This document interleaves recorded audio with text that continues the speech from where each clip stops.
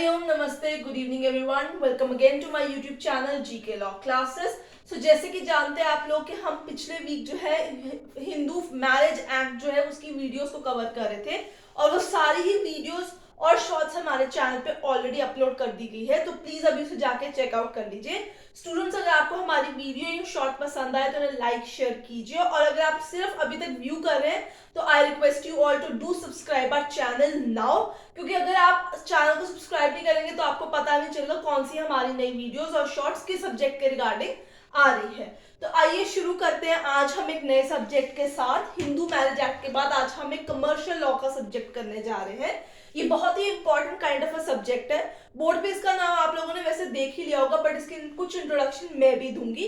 तो वीडियो को शुरू करने से पहले फटाफट जाके चैनल को सब्सक्राइब कर दीजिए और वीडियो को एंड तक देखना भूलिएगा मत। आइए शुरू करते हैं। Under the ideas of commercial law, एक छोटा सा एक्ट जो बहुत ही इंपॉर्टेंट पार्ट प्ले करता है exams, whether it is UGC net या आपने सीरियस फ्रॉड इन्वेस्टिगेटिंग ऑफिसर का काम करना है, पब्लिक प्रोसिक्यूटर इन सीबीआई, असिस्टेंट पब्लिक प्रोसिक्यूटर इन सीबीआई या एनआईए के पेपर्स भी देने, उसमें भी ये एक्ट बहुत इंपॉर्टेंट रोल प्ले करता है। मैं बात कर रही हूँ 2008 के अंदर बनाया गया act, limited liability partnership act की, जिसे हम शॉर्ट में एलएलपी के नाम से भी जानते हैं। ठीक है, आइए शुरू करते हैं और जानते हैं इस एक्ट के बारे में from the very beginning itself.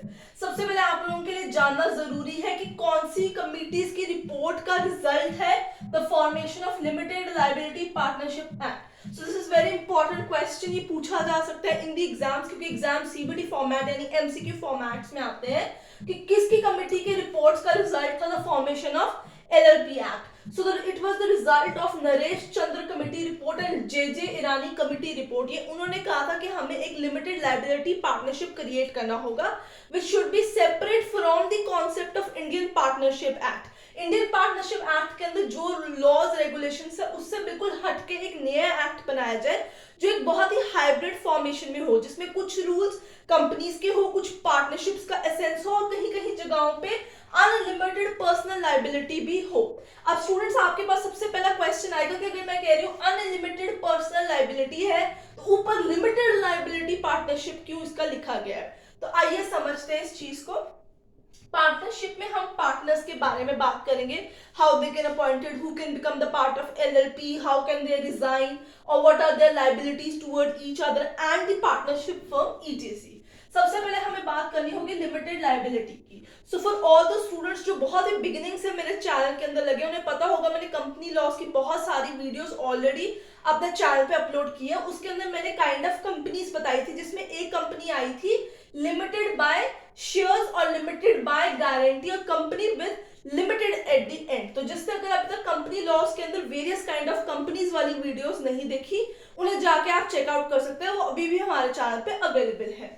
सो यहाँ पे लिमिटेड लायबिलिटी का मतलब है जो पार्टनर्स की जवाबदारी है, they are limited by guarantee in that sense. ठीक है, अगर उन्होंने शेयर्स लिए फर्म में तो they are limited by shares, otherwise by guarantee वो लिमिटेड है।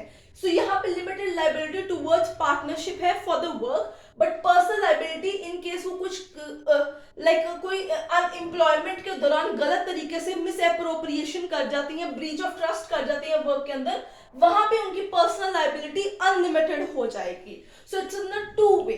ठीक है, आपको इस चीज के ऊपर ध्यान रखना है।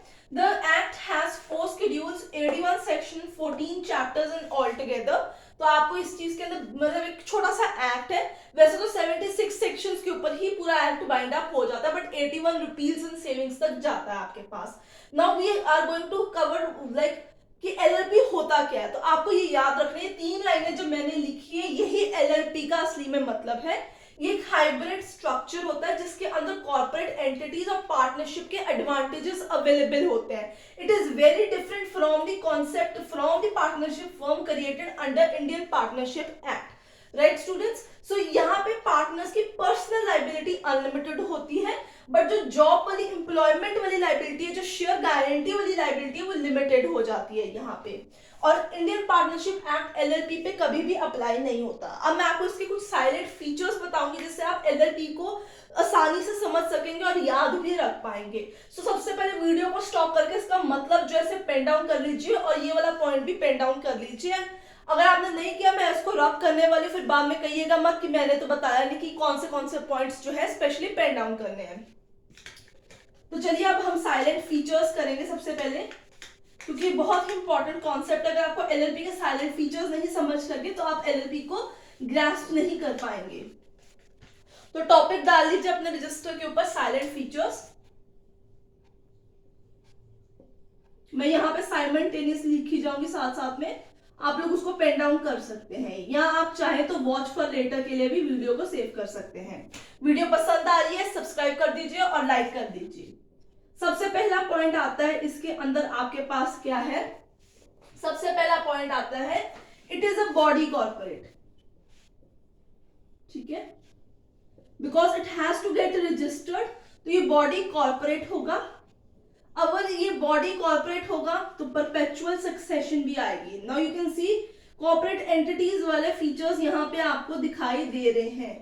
परपेचुअल सक्सेशन होगा, परपेचुअल सक्सेशन, बॉडी कॉर्पोरेट है तो कॉमन सील भी होगा हमारे पास।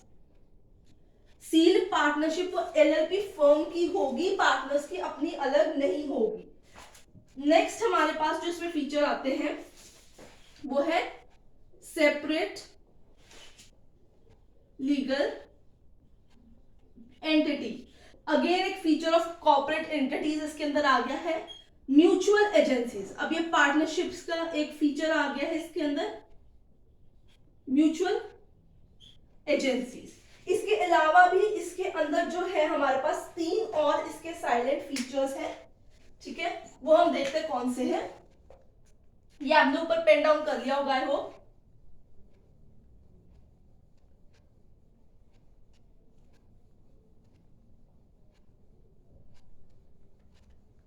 देखते हैं कौन सा अगला फीचर आता है हमारे पास।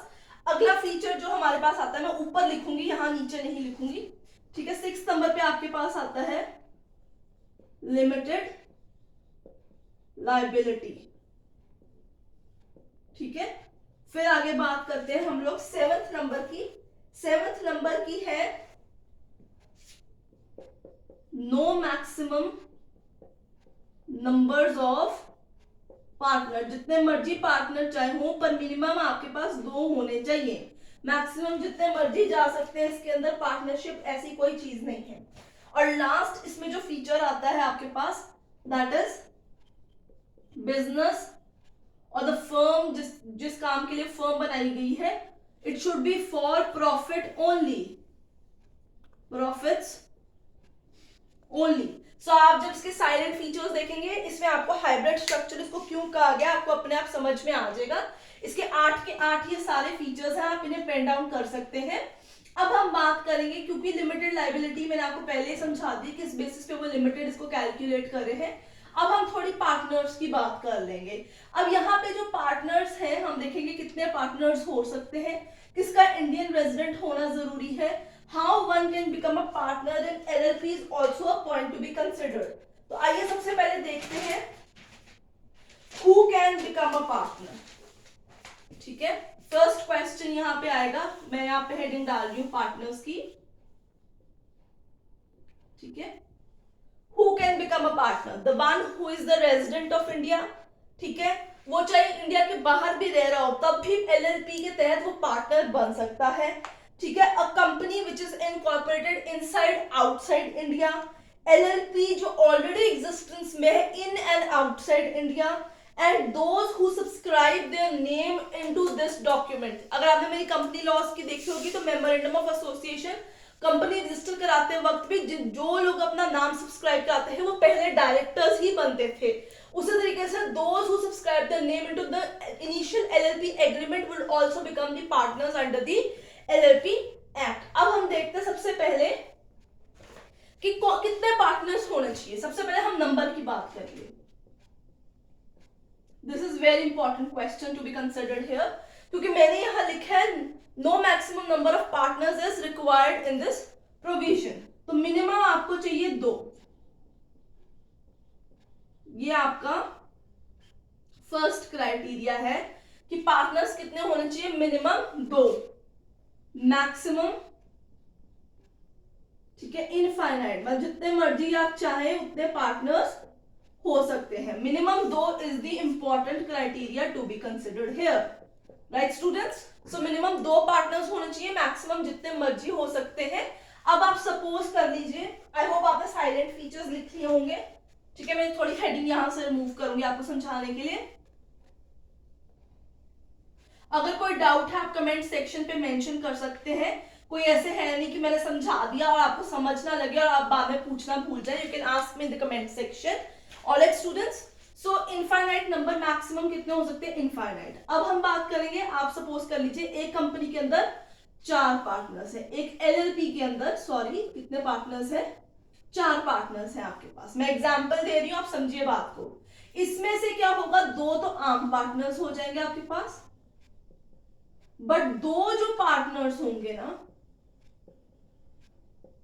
2 वो जो पार्टनर्स आपके होंगे, they are suppose to be individual, जिन्हें आप उपाधि देंगे किसकी?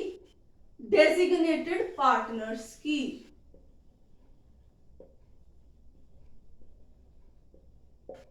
ये 2 सब्सक्राइबर्स भी हो सकते हैं यहाँ पे। सो वो उनके कहने का मतलब है according to the act minimum 2 चाहिए, मैक्सिमम जितने मर्जी चाहिए। अगर आपके पास 2 या उससे ज्यादा जैसे पार्टनर्स है, 3, 4, 5, 6, 10 है, तो उनमें से कम 2 पार्टनर्स डेजिग्नेटेड पार्टनर्स होंगे, जिनको अलॉट किया जाएगा एक DIN number, direct identification number ही ये यूज करेंगे। ये डीपीआईएन जो नंबर है एलएलपी के नीचे जो मिलता है वो यूज नहीं करेंगे। They will use the word DIN as their number, ठीक है। दीज डेजिग्नेटेड पार्टनर्स में से कोई एक इंडियन रेजिडेंट होना चाहिए, पिछले साल कम से कम 180 दिन से ज्यादा वो इंडिया के अंदर ही रहा होना चाहिए। इस चीज का आपको ध्यान रखना है स्टूडेंट्स, ये चीज आपको भूलनी नहीं है। इसी के साथ इनको इक्वल शेयर मिलेगा of profits in LLP by agreement. They would have a right to participate in management of the firm, ठीक है। They can resign by giving 30 days notice periods to other partners. कोई भी चाहे तो वो resign कर सकता है, बशर्ते 30 डेज का नोटिस पीरियड उनको देना होगा। Their shares to profit and loss will be transferable and they will cease to be the partner by death, dissolution of LLP, unsound mind या insolvent वो घोषित कर दिए जाएंगे। इसी के तहत every partner will be agent of LLP, ठीक है। वो दूसरे पार्टनर्स का एजेंट नहीं होगा, सिर्फ फर्म का एजेंट होगा। The liabilities are to be met by properties of LLP, not by the partners. So इसी के साथ आपको ये चीज याद रखनी होगी। Winding up and dissolution of the firm जो है उसके लिए आईबीबीआई जो इंसॉल्वेंसी बैंकरप्टेंसी कोड है वो फॉलो होगा। Book of accounts has to be maintain, 8 साल के रिकॉर्ड इसके अंदर मेंटेन करके रखने होंगे। फाइनेंशियल ईयर क्लोजर 31 मार्च हर साल इसकी की जाएगी, इस चीज के ऊपर आपको ध्यान रखना है।